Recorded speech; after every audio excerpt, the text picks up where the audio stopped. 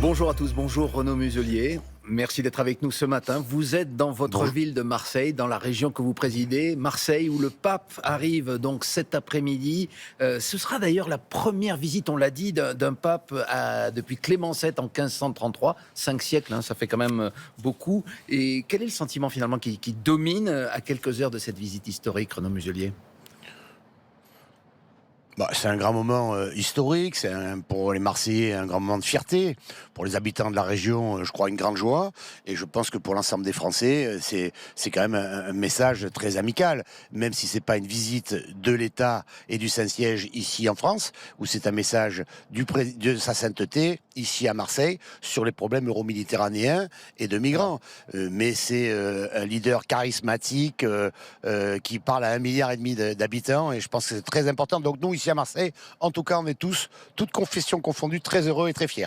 Renaud Muselier, vous l'avez évoqué d'emblée, le sort des migrants va être au cœur de cette visite papale, avec notamment un discours très attendu demain matin, mais il y aura plusieurs prises de parole. Il y aura la messe au stade Vélodrome, on va en parler, mais demain aux rencontres méditerranéennes qui rassemblent des évêques et des personnalités des deux bords de la Méditerranée.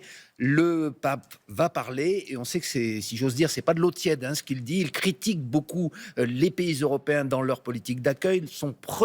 Sa première visite, il l'avait fait il y a 10 ans à Lampedusa, on en a reparlé cette semaine. Est-ce qu'il faut entendre, on en a reparlé avec l'afflux de migrants, est-ce qu'il faut entendre ce message du pape à plus de générosité, plus d'accueil de la part des pays européens ? Il n'y a pas de surprise quand même dans le message de sa sainteté. Je veux dire, les papes, les uns après les autres, ont rappelé l'humanisme de la religion chrétienne, qui doit faire en sorte qu'on doit prendre en considération les malheureux, les tristes, tous les migrants, tous ceux qui souffrent. Mais c'est une quête spirituelle, et c'est pas l'action du quotidien. Et donc, il n'y a pas de surprise à ce que l'on puisse dire à un moment ou un autre que, et moi je le dis, je suis pas loin d'être le pape, mais dans mon message politique, on peut pas accepter qu'on se baigne ici dans le nord, dans le sud de l'Europe, tranquille dans notre mer merveilleuse, et que juste en face, dans ce bassin méditerranéen, on s'y noie et on y meurt. C'est inconcevable. Et donc, mais après, il y a la réalité des faits. Là, dans la réalité des faits, c'est que nous avons beaucoup de migrants, et que ces problèmes de migration fonctionnent dans tous les pays, notamment subsahariens. C'est-à-dire ici, dans la réunion que nous organisons autour de la Méditerranée du futur, on voit bien que les Tunisiens sont submergés, on voit bien que les pays en dessous de la Tunisie sont submergés, parce qu'il y a des problèmes assez simples, en fait, de pauvreté, de problèmes sociaux, de problèmes politiques, de malheur. Les migrants, ils ne sont pas migrants parce qu'ils sont bien chez eux. Ils sont malheureux, en difficulté chez eux, donc ils se déplacent. Et ils sont victimes, les premiers, des passeurs, des trafiquants de morts.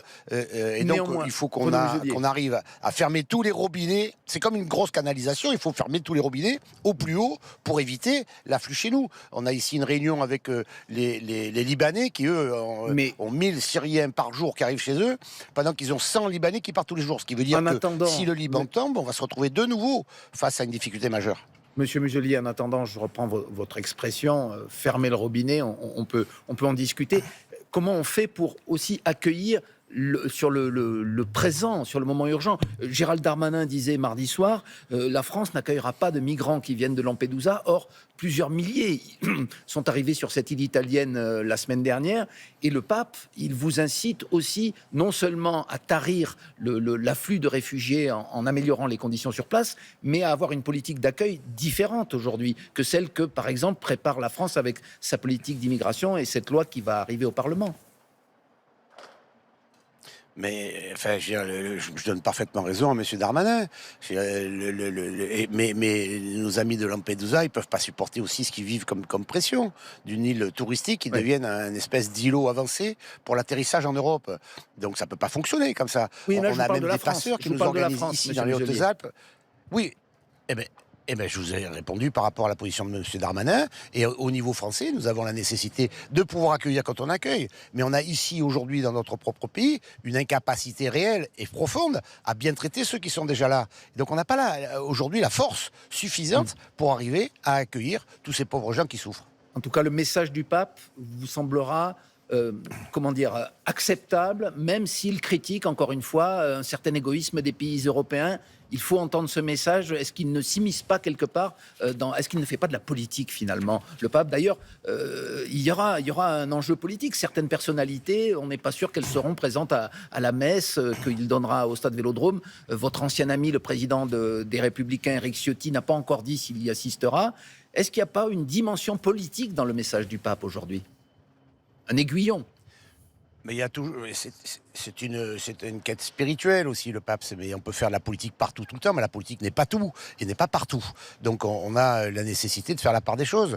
Moi, je la fais sans aucun problème. Je me torture pas le cerveau pour savoir si je vais voir le pape quand il vient à Marseille. Le pape ça fait 5 siècles qu'il n'est pas venu ici. À mon avis, il ne reviendra pas avant 5 siècles. On a une chance exceptionnelle de l'avoir. On va le voir et on écoute.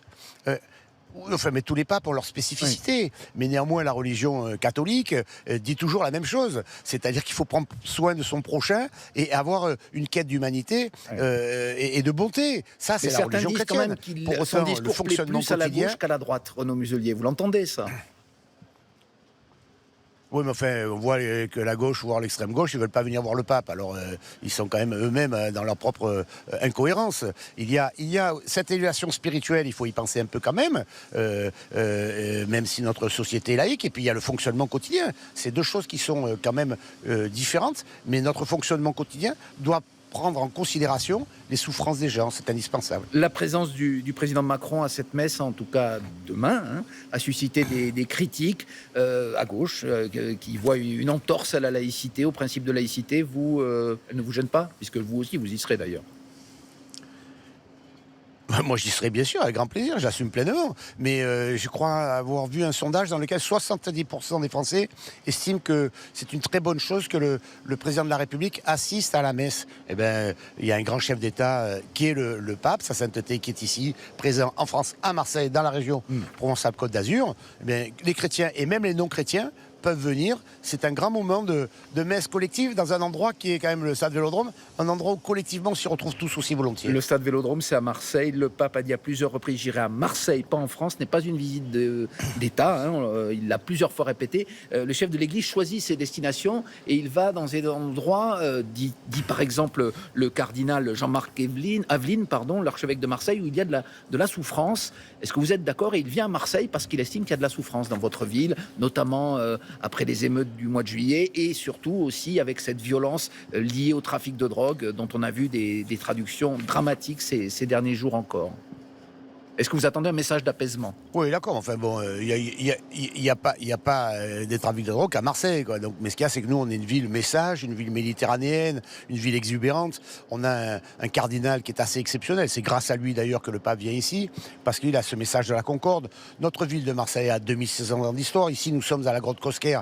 C'est 30 000 ans. Il y avait ici des êtres humains qui peignaient sur les grottes et ils vivaient là, déjà. Et donc, l'humanité a vécu ici sur les bords du bassin méditerranéen, dans cette Méditerranée c'est dur dans votre ville aujourd'hui, vous l'admettez. Des civilisations.